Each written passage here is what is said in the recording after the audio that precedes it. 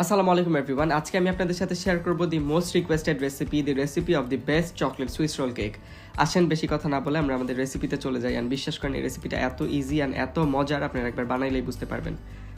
প্রথমেই আমরা সুইস রোলের জন্য কেকটাকে বেক করে নিব। তার জন্য একটা চালনিতে সব ড্রাই ইনগ্রিডিয়েন্টস নিয়ে নিচ্ছি। আমি নিয়ে নিচ্ছি 1/3 কাপ পরিমাণ ময়দা, 2 টেবিল চামচ পরিমাণ কোকো পাউডার অ্যান্ড হাফ চা চামচ পরিমাণ বেকিং পাউডার। এই সবগুলো জিনিস চেলে আমি একটা সাইডে রেখে দিচ্ছি। তারপর অন্য একটা মিক্সিং বোলে আমি রুম টেম্পারেচারে থাকা 2টা ডিম নিয়ে নিলাম। এই ডিম 2টাকে এখন আমি বিটারের লো স্পিডে বিট করে নিব প্রায় 30 সেকেন্ডের মতো। 30 সেকেন্ড বিট করার পরে দেখতে পারবেন ডিমটা এরকম ফোমি হয়ে গেছে। তখন এখানে আমরা অ্যাড করবো হাফ কাপের চাইতে কিছুটা কম চিনি। হাফ কাপের থেকে 2 টেবিল চামচ কম চিনি এখানে আমরা অ্যাড করতেছি। চিনিটা একবারে দিয়ে দেওয়া যাবে না, চিনিটা 2 থেকে 3 বারে দিয়ে বিটারের লো স্পিডে এটাকে বিট করে নিতে হবে। ততক্ষণ পর্যন্ত বিট করব যতক্ষণ না পর্যন্ত চিনিটা গলে যাচ্ছে এন্ড আমাদের ডিমের এই ফোমটা এরকম পারফেক্ট হয়ে যাচ্ছে। যখন দেখবেন চিনিটা গলে গেছে, ডিমের এই ফোমটা ডাবল হয়ে গেছে এন্ড এরকম হোয়াইট কালার হয়ে গেছে এন্ড অনেক ফোমি হয়ে গেছে, তখন এখানে আমরা অ্যাড করতেছি 2 টেবিল চামচ পরিমাণ তেল আর এখানে দিচ্ছি হাফ চা চামচ পরিমাণ চকলেট ইমালশন। এখানে যদি আপনাদের কাছে চকলেট ইমালশন বা চকলেট পেস্ট না থাকে আপনারা অবশ্যই চকলেট এসেন্সও ইউজ করতে পারেন। এটা আপনাদের ইচ্ছার উপর ডিপেন্ড করে, আপনাদের কাছে যেটা থাকে সেটা দিবেন। আমাদের এখানে ডিমের ফোমটা একদম রেডি।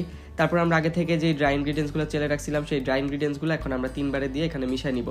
এই পার্টটাই সবচাইতে ইম্পর্টেন্ট। এই পার্টে একদম আস্তে আস্তে মিশিয়ে নিতে হবে, কারণ তাড়াহুড়া করলে আমরা যে ডিমের ফোমটা বানিয়ে নিলাম সেই ডিমের ফোমটা নষ্ট হয়ে যাবে এন্ড আমাদের কেকটা একদম ভালো হবে না, কেকটা ফুলবে না, কেকটা চুপসে যাবে। তাই এই পার্টটাই সবচেয়ে ইম্পর্টেন্ট।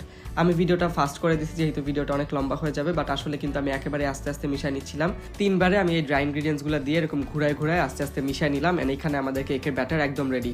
দেখতেই পাচ্ছেন ডিমের ফোমটা একদমই নষ্ট হয় নাই এন্ড একটা ফাইন স্মুথ ব্যাটার আমাদের তৈরি হয়েছে। এখন কেকটাকে বেক করার জন্য আমি 12 ইঞ্চি বাই 9 ইঞ্চি সাইজের একটা বেকিং মোল্ড নিয়ে নিছি। এই মোল্ডে আমি এখন পুরাটা ডিমের ব্যাটার ঢেলে দিচ্ছি। ডিমের ব্যাটারটা একটু উপর থেকে ঢালতে হবে যাতে করে নিচে কোনো বাবলস ক্রিয়েট না হয়। তারপর একটা স্প্যাচুলা দিয়ে আমি পুরাটা ব্যাটার এই পুরাটা মোল্ডের ভিতর স্প্রেড করে দিচ্ছি। তারপর একটা প্যালেট নাইফ দিয়েও আমি পুরাটা ব্যাটার স্প্রেড আউট করে নিচ্ছি যাতে করে বেক হওয়ার পর জিনিসটা সমানভাবে বেক হয়। কেকটাকে বেক করার জন্য ওভেনটাকে আমি আগের থেকেই প্রিহিট করে রাখছিলাম 10 মিনিটের জন্য 160 ডিগ্রিতে। তারপরে এই কেকটা দিয়ে দিলাম। এখন 160 ডিগ্রি সেলসিয়াসে আপ ডাউন হিট অন করে আমি বেক করে নিব প্রায় 20 থেকে 25 মিনিটের মতো। তারপর চলে আসলাম ক্রিম বানানোতে। ক্রিম বানানো একদম ইজি, একদম ঠান্ডা লিকুইড হুইপ ক্রিম দিয়ে নিলাম এখানে হাফ কাপের মতো। হাফ কাপ লিকুইড হুইপ ক্রিমটাকে এখন আমি কিছুক্ষণের জন্য বিট করে নিচ্ছি। তারপর এখানে দিয়ে দিলাম চকলেট ইমালশন বা চকলেট পেস্ট। তারপর আবারও মিডিয়াম স্পিডে এই ক্রিমটাকে বিট করে নিচ্ছি যতক্ষণ পর্যন্ত না এটা ভালো মতো ঠিক হয়ে যাচ্ছে, একেবারে পারফেক্ট টাইট একটা ক্রিম তৈরি হচ্ছে। এদিকে দেখতে পাচ্ছেন প্রায় 3-4 মিনিটের মধ্যে আমাদের ক্রিমটা একদম রেডি। তারপর আমাদের ওভেন থেকে কেকটা বেক করে নিলাম, কেকটা একদম রেডি।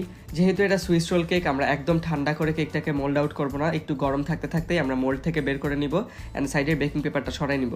তারপর নিচে আরেকটা বেকিং পেপার দিয়ে আমি উপরে বেকিং পেপারটা সরাই নিচ্ছি। যেহেতু কেকটা পাতলা অ্যান্ড কেকটা কিছুটা গরম তাই এটা ভেঙে যাওয়ার অনেক চান্সেস থাকে, একটু কেয়ারফুলি কাজটা করতে হবে। তারপর এই গরম কেকটাকে আমি যেটা করতেছি বেকিং পেপার দিয়ে একটু রোল করে নিচ্ছি যাতে করে পরে আমাদের রোল করতে কোনো অসুবিধা না হয়। তারপর আমরা যে ক্রিমটা তৈরি করলাম সেখান থেকে একটু ক্রিম এই কেকের উপর স্প্রেড করে দিচ্ছি পুরোটা কেকে। ক্রিম কতটুকু দিবেন এটা পুরোপুরি আপনাদের উপর ডিপেন্ড করে, আপনারা চাইলে বেশি ক্রিমও দিতে পারেন আবার চাইলে কমও দিতে পারেন। তারপর আবারও বেকিং পেপার দিয়ে আমরা আগেরবার যেভাবে রোল করছিলাম ঠিক সেইভাবেই আমরা ভালো মতো রোল করে নিব অ্যান্ড রোল করে এই বেকিং পেপার দিয়ে কেকটাকে পেঁচায় আমরা ফ্রিজে রেখে দিব প্রায় 10 মিনিটের মতো যাতে করে কেকটা ভালো মতো সেট হয়ে যায়। 10 মিনিট পর আমরা একটা বেকিং ট্রের উপর ওভেনের একটা র্যাক নিয়ে নিলাম। তারপর কেকটাকে যে আমরা সেট হইতে 10 মিনিটের জন্য ফ্রিজে রাখছিলাম সেই কেকটাকেও বের করে আমরা এই র্যাকের উপর নিয়ে নিলাম। তারপর এখানে আমরা যে হুইপ ক্রিমটা বানিয়ে রাখছিলাম সেই হুইপ ক্রিমটা একদম পাতলা করে এই কেকের উপর স্প্রেড করে দিলাম। তারপর এই কেকের উপর আমি এখানে ডার্ক চকলেট গানাশ বানিয়ে নিয়েছিলাম, এই ডার্ক চকলেট গানাশটা পুরাটা ঢেলে দিলাম অ্যান্ড দেখার পরে নিশ্চয়ই বুঝতে পারছেন কেকটা আসলে কত মজার হবে অ্যান্ড কত চকলেটই হবে। আপনারা চেষ্টা করবেন এই চকলেট গানাশটা দেওয়ার জন্য। চকলেট গানাশের রেসিপিটা আমি আমার কমেন্ট বক্সে দিয়ে দিব, আপনারা দেখে নিতে পারেন। তারপর আমি কেকটাকে 10 মিনিটের জন্য ফ্রিজে রেখে কেকটাকে স্লাইস করে নিচ্ছি। অনেস্টলি কেকটা দেখতে যেমন সুন্দর ছিল কেকের টেস্টও অনেক অনেক অনেক মজার ছিল। আপনারা অবশ্যই কেকটা বাসায় ট্রাই করে আমাকে রিভিউ জানাবেন আপনাদের কেকটা কেমন হয়েছে। আপনাদের সাথে দেখা হবে ইনশাআল্লাহ আমার নেক্সট ভিডিওতে। Till then stay with me, stay with my page. আল্লাহ হাফেজ।